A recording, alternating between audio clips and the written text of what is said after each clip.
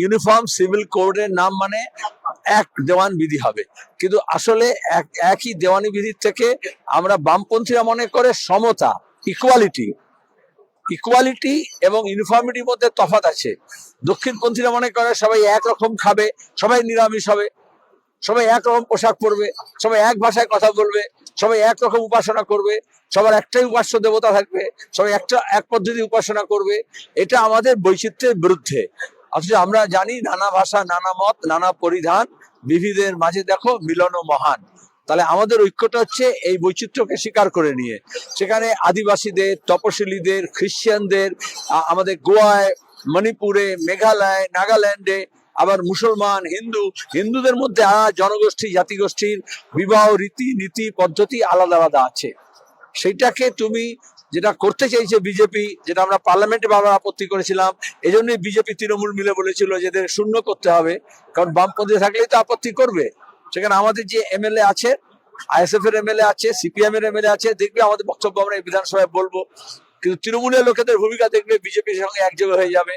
সেখানে আমরা চাই যে সমস্যা মানুষ জর্জরিত, বেকারি, দারিদ্র, অশিক্ষা, সেগুলো নিয়ে আগে হোক।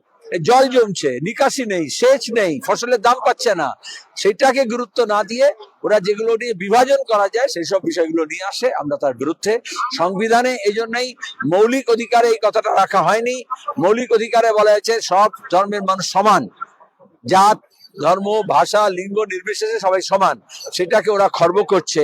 আর নির্দেশাত্মক নীতিতে যেটা বলা আছে, তাতে তো এটাও বলা আছে সব শিশুর জন্য পুষ্টির ব্যবস্থা করতে হবে, সব ছেলে মেয়েদের শিক্ষার অধিকার দিতে হবে। তো সেটা আগে করুক, যেগুলো সবার জন্য সেগুলো করছে না। দিলীপ ঘোষ বলছেন রাজ্যে সরকারি জমি প্রায় নেই, খাল, বিল, নদী, নালা সবই ল্যান্ড জিহাদের চক্রান্ত চলছে। দিলীপ ঘোষ বলছেন, কি বলছেন? আসলে বিজেপি সামনে মন্দির, হিন্দু মুসলমানের রাজনীতি করে, কিন্তু মোদ্দা কথা হচ্ছে আদানি আম্বানি যে কর্পোরেট সেক্টর আছে তাদের হাতে আমাদের সম্পদকেও দিয়ে দেওয়া। সেটা আমাদের রাষ্ট্রায়ত্ত ক্ষেত্র হতে পারে, শিল্প হতে পারে, কৃষি হতে পারে, এফসিআই হতে পারে, বন্দর হতে পারে, এয়ারপোর্ট হতে পারে। এবং এরপরে এগুলো দেওয়ার পরে এখন নজর পড়েছে আমাদের খাল, বিল, নদী, নালা, জঙ্গল, ওয়াকফ সম্পত্তি। ওদের দিক থেকে এগুলো সম্পত্তি। আমরা বামফ্রন্ট যখন ছিল তখন আমরা বলেছিলাম লাঙল যার জমি তার। তাহলে কৃষকের জমি নেই, তাকে জমি দিতে হবে, যার বাসস্থান নেই তাকে বাসযোগ্য জমি দিতে হবে। আর ওরা মনে করে এই সব জমি আদানি আম্বানি খপ্পরে পড়বে, এটাকেই বলে কর্পোরেট কমিউনাল নেক্সাস। তাহলে সাম্প্রদায়িকতার নাম করে আসলে কর্পোরেটদের জন্য। দিলীপ ঘোষ তো আলাদা করে দলের নেতা নন, তিনি আদানি আম্বানির স্বার্থে যারা কাজ করছে তাদের একটা এজেন্ট। মুখ্যমন্ত্রী বিধানসভায় দাঁড়িয়ে বলছে মুঘলদের নাম থাকছে না কলকাতায়।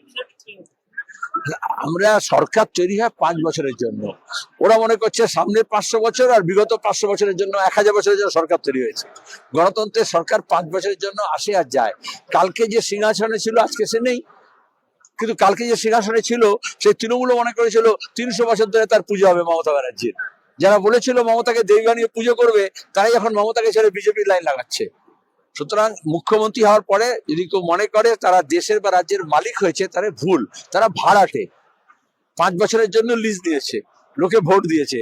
তাদেরকে এখনকার যে সমস্যা আছে সেগুলোকে মোকাবিলা করতে হবে। তার বদলে ইতিহাসে যা ঘটে গেছে ওরা বলছে ইতিহাসকে ঠিক করব। আরে আজকের সমস্যাগুলো ঠিক কর। এখন নল থেকে জল পড়ছে সেটাকে ঠিক কর, নাকি যখন নল ছিল না, কুয়ো ছিল, যখন পুকুরের জল খেত লোকে, এখন সেটা নিয়ে কথা বলবে? তো মুঘল আমলে যা ছিল হয়ে গেছে, এখন ওরা তারপরে ইংরেজ আমলে হয়ে গেছে, কিন্তু ওরা দেখবে ইংরেজের বিরুদ্ধে কোনো কথা বলে না। কালকেও অমিত শাহ বলেছে ইংরেজের বিরুদ্ধে আর কত বলবে, কারণ ওরা সাম্রাজ্যবাদের পক্ষে। আর আমেরিকা গোটা দেশে, ইসরায়েলকে নিয়ে গোটা বিশ্বে এবং আরব দেশগুলোতে আমরা দেখেছি, প্যালেস্টাইন দেখেছি কিভাবে ওদেরকে নিশ্চিহ্ন করার চেষ্টা করছে প্যালেস্টাইনে। সেই কাজই বিজেপি, এই জন্য এসব কথা বলছে।